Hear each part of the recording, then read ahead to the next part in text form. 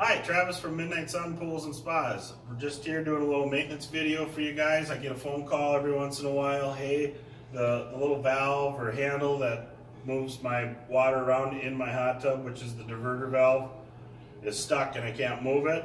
Today we're going to show you what's causing that typically, and we'll show you the fix for it. So what we have is the diverter valve. What we're going to do is we're going to pull the handle off, set that to the side. You're going to unthread this cap. Sometimes they're real tight, sometimes they loosen up easily. You'll pull this cap off and inside is the valve.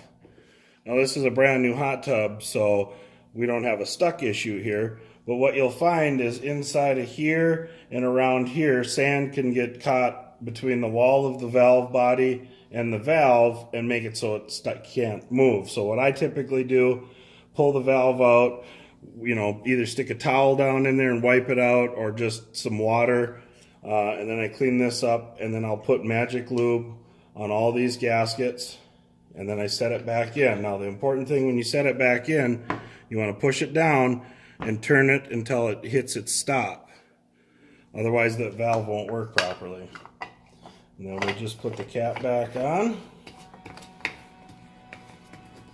Nice and tight. Put the handle back on. You want to make sure that it makes a full swing. And that is how you maintenance your valve. So the whole cause of that is sand getting caught between the wall of the valve.